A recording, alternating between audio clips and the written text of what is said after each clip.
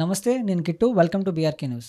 గత 2 మంత్స్‌గా మనం చూస్తున్నాం నా అన్వేషణ యూట్యూబర్ అంటే మిగతా యూట్యూబర్స్ మీద, మిగతా ఇన్‌ఫ్లుయెన్సర్స్ మీద, కొంతమంది సెలబ్రిటీస్ మీద దండయాత్ర, బెట్టింగ్ దండయాత్ర. ఈ బెట్టింగ్ దండయాత్ర కూడా ఎట్లుందంటే వాడి దెబ్బకి తెలంగాణ, ఆంధ్ర ప్రభుత్వమే దిగొచ్చి ఆ బెట్టింగ్ యాప్సే బ్యాన్ చేయాలి అనేంతలా రియాక్ట్ అయింది.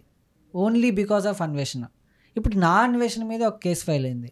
అదేంటంటే కొంతమంది తెలంగాణ ఉన్నతాధికారులకు సంబంధించి కొన్ని అనుచితమైన వ్యాఖ్యలు చేశాడని చెప్పేసి ఆ వ్యాఖ్యలు తప్పుడు వ్యాఖ్యలు అది చేసినందుకు గాను ఆయన మీద కేసు ఫైల్ అయిందనమాట. సో ఈ విషయం గురించి మనతో మాట్లాడడానికి ఫ్యామిలీ కౌన్సిలర్, పబ్లిక్ స్పీకర్ రజనీరమ్మ గారు ఉన్నారు. ఒకసారి మేడంతో మాట్లాడదాం. Hello madam. హలో. సో మనం 2 మంత్స్ నుంచి చూస్తున్నాం. మేబీ 2 మంత్స్ కంటే ముందు నుంచే ఉంది, బట్ 2 మంత్స్ నుంచి బాగా వైరల్ అవుతూ వచ్చింది. నాన్ వేషన్ ఎట్లా అంటే ప్రతి ఒక్కరిని, ఏ యూట్యూబర్ని వదలలేదు, ఏ ఇన్ఫ్లుయెన్సర్ని వదలలేదు, ఏ సెలబ్రిటీని వదలలేదు. హీరోల దగ్గర నుంచి మొదలు పెడితే చిన్న చిన్న ఇన్స్టా ఇన్ఫ్లుయెన్సర్స్ వరకు ఆయన మొత్తం ఒక్కొక్కరిని బయటకు తీసి వాళ్ళ చిట్టా భారతం మొత్తం చెప్పి ఎంత డబ్బులు తీశారు, ఎంత దోచుకున్నారు ఈ బెట్టింగ్ యాప్స్ నుంచి అనేది మొత్తం తీశాడు. అండ్ ఇందులో కొంతమంది పోలీసులు ఇన్వాల్వ్ అయ్యారని చెప్పేసి, కొంతమంది ఉన్నతాధికారులు, గవర్నమెంట్ ఆఫీసర్స్ కూడా ఉన్నారని చెప్పి మొన్న అంతా కొన్ని వ్యాఖ్యలు అయితే చేశాడు కొంచెం స్ట్రాంగ్గా. సో తెలంగాణ ప్రభుత్వం దాని మీద రియాక్ట్ అయ్యి ఆయన మీద రివర్స్ కేసు పెట్టారు. అంటే దీన్ని ఎలా చూడొచ్చు? అంటే ఇది ఎవరైతే హైలైట్ అవుతారో వాళ్ళని దించేయాలి ఫస్ట్. ఇప్పుడు అన్ని వర్గాల వాళ్ళు అలా అటువంటి అభిప్రాయంతోనే ఉంటున్నారు.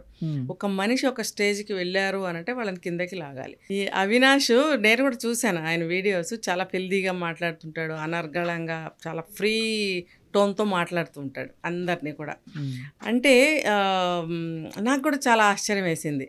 ఇతను ఇంత ఓపెన్గా ప్రతి ఒక్క వాళ్ళ గురించి కూడా ఇలా క్రిటిసైజ్ చేసి మాట్లాడుతున్నాడు. అంటే ఒకప్పుడు ఎవరో చెప్తున్నారు, ఒకప్పుడు అతను కూడా చేశాడు కదా బెట్టింగ్స్ అని. అంటే సరే, పాస్ట్ ఈజ్ పాస్ట్, చేయలేదు, అది తప్పని తెలుసుకుని ఆగిపోయాడేమో, మనకి తెలియదు.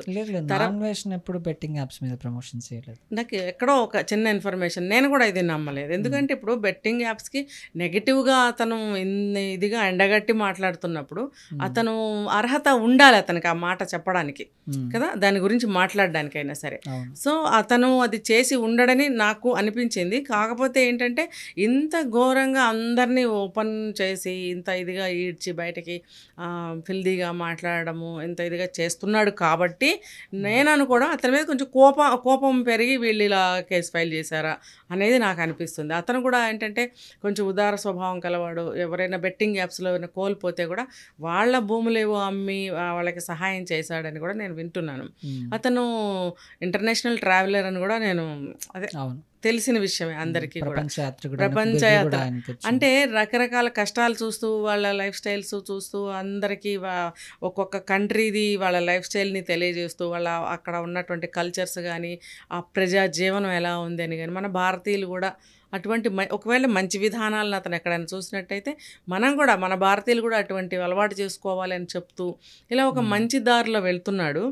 మేబీ అతను ఈ బెట్టింగ్ యాప్స్ని మీరు అన్నట్టు అతను ఒక్కడే సమూలంగా తీసేయాలి అని కంకణం కట్టుకున్నాడా, పట్టుదల వచ్చిందా, లేకపోతే ఐ కెన్ అనే ఒక ఆత్మవిశ్వాసం పెరిగిందా, లేకపోతే నేను ఒక్కడిని చాలు ఇదంతా నిర్మూలించడానికి అనే ఒక ఇదితో ఏమన్నా ఇలా చేశాడా అనేది కూడా నాకు అనిపిస్తుంది. ఏది ఏమైనా సరే అతను మంచి చేశాడని నాకు అనిపిస్తుంది. మంచి చేస్తే మళ్ళీ ఎందుకు కేసు పెట్టాల్సి వచ్చింది? కేసు అని అంటే పర్టికులర్గా డిపార్ట్మెంట్ వాళ్ళ మీద కూడా వీళ్ళు చేశారు, పోలీస్ వాళ్ళు అని అనేటప్పటికీ వాళ్ళు గవర్నమెంట్ ఇది కాబట్టి గవర్నమెంట్ తరఫు నుంచి ఒక కానిస్టేబుల్తో కేసు వేయించారనేది నేను విన్నాను. ఏంటంటే వీళ్ళు ఇంతమంది బెట్టింగ్ యాప్స్లో ఉన్నారు, సంపాదిస్తున్నారు, కోట్లు సంపాదిస్తున్నారు, అది ఇది అని అన్నప్పుడు ప్రూఫ్స్ చూపించమని వీళ్ళు అడిగినట్టు. ప్రూఫ్స్ అతను ఎలా చూపించగలుగుతాడు? ఏదో అంటే నీకు తెలియనప్పుడు ఎందుకు చెప్పావు అనేది వీళ్ళ వర్షనం. మరి వీళ్ళిద్దరి మధ్యన ఇది ఎలా నడుస్తుంది అనేది మనం వెయిట్ చేయాల్సి ఉంది. ఇప్పుడు అతను ఏదన్నా ఎక్కడన్నా న్యూస్ తెలిసి ఉండొచ్చు, అదేదో చెప్పేద్దాం, అందరికీ తెలియజేసేద్దాం అన్న ఒక తెలివితనం అనాలా, లేకపోతే కావాలని చేశాడు అనుకోవాలి, వాటెవర్ ఇట్ చెప్పేశాడు. చెప్పినప్పుడు అతని దగ్గర ప్రూఫ్స్ ఎలా ఉంటాయి? ఉండవు కదా. ఒకదాని గురించి అంటే పోనీ ఏదైనా తెలుసుకుని ప్రూఫ్ ఇవ్వగలుగుతాడు. అతని దృష్టిలో సో మెనీ ఉన్నప్పుడు అతను ఎన్ని ప్రూఫ్స్ తీసుకొస్తాడు?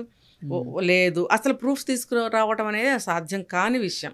కాబట్టి వీళ్ళు దాని మీద కేసు వేశారనేది నాకు అనిపిస్తుంది. ఓకే. వన్స్ ఏదైనా కేసు ఫైల్ అయిన తర్వాత కానీ లేకపోతే ఎఫ్ఐఆర్ ఫైల్ అయిన తర్వాత ఇలా కంప్లైంట్ వచ్చిన తర్వాత కూడా దాని వెనకాల ఎవరున్నారు అనేది ఆలోచించరు. ఎందుకంటే విజయ్ దేవరకొండది కూడా మనం చూసాం. ఆయన ఏదో ఒక ఆడియో లాంచ్లోనో దేంట్లోనో మాట్లాడుతూ, audio launch some movie promotions సంబంధించిన దాంట్లో మాట్లాడుతూ ఏదో మన ఇండియాకి సంబంధించిన దాని గురించి కూడా ఒక పాకిస్తాన్ దీనికి ఏదో మాట్లాడాడని చెప్పేసి ఆయన మీద కూడా కఠిన చర్యలు తీసుకొని పోలీస్ స్టేషన్ పిలిపించారు. అంటే అంత ఈజీగా వదలరు. అక్కడ ఆపోజిట్ పర్సన్ ఎవరైనా, అక్కడ సినిమా హీరో కావచ్చు, ఇంకా పొలిటీషియన్, అవన్నీ చూడరు. సో ఇప్పుడు పోలీసు వాళ్ళతోనే పెట్టుకోవడం అనేది అన్వేష్కి కొంచెం బ్యాక్గానే అనిపిస్తుంది. అంటే ఈ పరిణామం అంతా ఎక్కడికి దారి తీస్తుంది అంటారు? ఇప్పుడు ఈ అబ్బాయి అవినాష్ అనే అబ్బాయి నోరైతే ఫస్ట్ కంట్రోల్లో పెట్టుకోవాలి.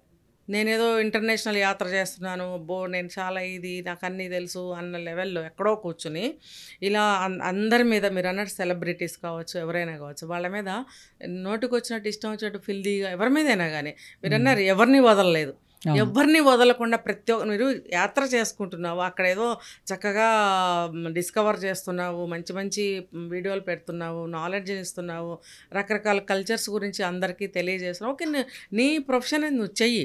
మళ్ళీ ఇక్కడికి వచ్చి నువ్వు ఇందులో వేలు పెట్టి యూట్యూబ్లో పెట్టడం అన్ని విషయాలు కూడా ఇది అంత అవసరం ఏం లేదు అబ్బాయికి. అవసరం లేదు, బట్ సమాజానికి తెలియచేయి. కానీ నువ్వు ఒక వే ఆఫ్ స్టైల్ అనేది ఒకటి ఉండాలి. భాషను సంస్కరించుకోవాలంటారు కదా, లాంగ్వేజ్ అనేది, control your language, control your words. అంటే అందులో ఒక లాంగ్వేజ్ అంటే ఫిల్దీగా కానీ హార్ష్గా కానీ అలాంటి వర్డ్స్ ఉపయోగించాల్సిన అవసరం లేదు. మెయిన్ కోపాలు అలాంటి వాటి వల్ల కూడా వస్తాయి, అలాంటి వాటి వల్లే వస్తాయి. కాబట్టి అతను ఆ మెంటాలిటీని మానుకోవాలి. ఏదైనా చెప్పదలుచుకుంటే సున్నితంగా సమాజానికి తెలియపరచాలి, ఇప్పుడు సున్నితంగా అవేర్నెస్ కల్పించాలి. సున్నితంగా చెప్తే వినేవాళ్ళు మన సమాజంలో ఉన్నారంటారా? మరి ఇప్పుడు ఇలా చెప్తే ఏమైంది, కేసుల మీద కేసులు వేస్తున్నారు, అతను ఎటు దొరకడు. ఇక్కడ వీళ్ళు వేస్తూ ఉంటారు, అతను దొరకడు. మరి ఇది దొంగాటలాగా ఉంది కదా. అంటే ఏంటి, ఇప్పుడు అతన్ని ఏమనుకోవాలి మరి అలాంటప్పుడు?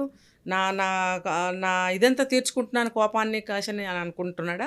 అలా అనుకుని అలా మాట్లాడితే ఎవరు ఒప్పుకోరు కదా. నువ్వు ఎక్కడో ఉన్నావని చెప్పి ఇక్కడ ఇంత డ్యామేజ్ చేస్తుంటే ఇంతమంది మనుషులు ఎందుకు ఊరుకుంటారు? డ్యామేజ్ ఎట్లా అవుతుంది మేడం? ఇప్పుడు తప్పు చేసిన వాళ్ళని ప్రొజెక్ట్ చేస్తున్నారు, సమాజానికి తెలియజేస్తున్నాడు. ఒక లాంగ్వేజ్ యూజ్ చేస్తూ మాట్లాడుతున్నప్పుడు తప్పు చేయడం అనేది ఒక ఫేజ్ అయిపోయింది. నువ్వు ఈ లాంగ్వేజ్తో మాట్లాడుతున్నావు అంటే అది నీకు ఎటువంటి రైట్ ఉంది అలా మాట్లాడడానికి? ఎవరిని డిగ్రేడ్ చేసి మాట్లాడకూడదు కదా. ఇప్పుడు నువ్వు సమాజానికి ఒక అవేర్నెస్ ఇవ్వు, ఇది ఇలా జరుగుతుంది కాబట్టి ఇలా మీరు జాగ్రత్తగా ఉండండి, ఇలా చేయొద్దు, ఎవరెవరు చేస్తున్నారో నాకు తెలుసు, నాకు అవకాశం ఉంటే నేను బయట పెడతాను లాంటి మాటలతో నువ్వు హెచ్చరించు. ఇలా అవసరం లేదు కదా. ఇప్పటికైనా సమాజంలో గుడ్డుగా మాట్లాడితే చూసేవాళ్ళు 30% అయితే, బ్యాడ్గా మాట్లాడితేనే దాన్ని మైండ్లోకి ఎక్కించుకొని గుర్తుపెట్టుకునే వాళ్ళు 70% దాకా ఉన్నారు. మరి అలా అయితే ఇప్పుడు ఇది మంచి పరిణామమే అనుకోవాలి.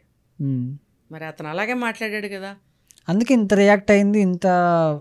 అంత పెద్ద ఇష్యూ చేసి ఆ బెట్టింగ్ యాప్స్ కానీ ఏవైనా ఉన్నా కూడా మొత్తం ఆల్ ఓవర్ తెలంగాణ, ఆంధ్రాలో బ్యాన్ చేయడం వరకు ఎందుకు వెళ్ళిందంటే ఆయన ఆ బ్యాడ్ లాంగ్వేజ్ యూజ్ చేయడం కానీ ఇలాంటిదంతా ఏంటంటే జనాల మైండ్లోకి ఎక్కుతుంది. ఇప్పుడు గుడ్గా చెప్పిన చాలా వీడియోస్ ఉన్నాయి. ఇప్పుడు ఆయన సజ్జనర్ గారు కూడా ఎంత మంచిగా చెప్తారు, ఆయన ఏ లాంగ్వేజ్ యూజ్ చేయకుండా బెట్టింగ్ యాప్స్ వాళ్ళకి వెళ్ళకండి అమ్మా అంటే ఎవరు వినరు. అంటే ఆడియన్స్ మళ్ళీ నన్ను తిట్టుకోవచ్చు, బట్ స్టిల్ అలా మంచిగా చెప్తే వినే వాళ్ళు చర్మానికి తగలదు. వాళ్ళు అంత నైస్గా చెప్తుంటే అవును, కొంచెం గుచ్చినట్టుగా చెప్పాలి, చెప్తే తగులుతుంది. సో నాన్ వేసిన చేసిన నా దృష్టిలో అయితే బెస్ట్, అది తప్పు కాదని నా అభిప్రాయం. ఇంకొకటి ఏంటంటే వీళ్ళు ఉల్టా అలా చేశాడు, అలా మాట్లాడాడని ఆ అబ్బాయి మీద కేసు వేశారు, కానీ ఎవరెవరి పేర్లు అయితే మెన్షన్ చేశాడో వాళ్ళ మీద ఎందుకు వేయరు?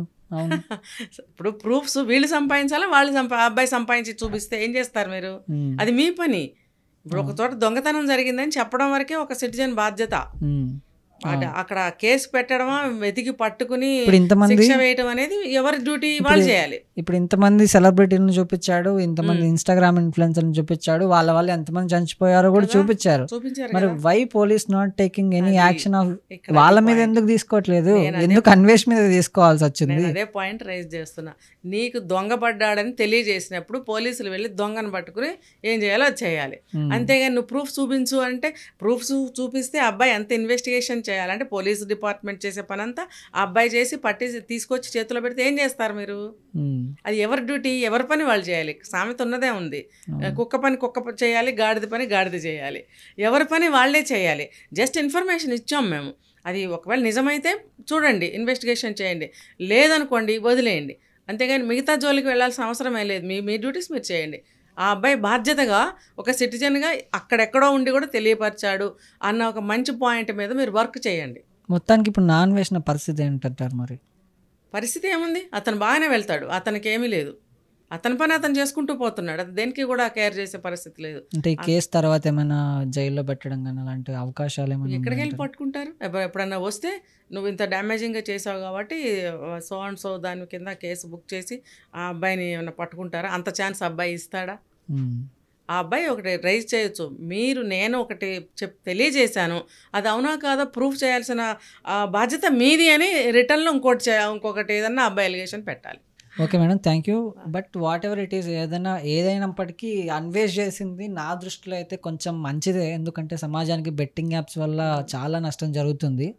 బట్ స్టిల్ నా మనసులో కూడా ఉండేది ఏంటంటే కొంచెం బ్యాడ్ లాంగ్వేజ్ యూజ్ చేయకుండా, ఎందుకంటే చిన్నపిల్లలు కూడా చూస్తూ ఉంటారు కాబట్టి వీడియోస్ చేసుంటే ఇంకొంచెం బాగుండేది అనేది కూడా నా అభిప్రాయం. బట్ ఏదేమైనప్పటికీ ఏమవుతుందా అనేది కూడా మనం చూడాల్సింది. So thank you.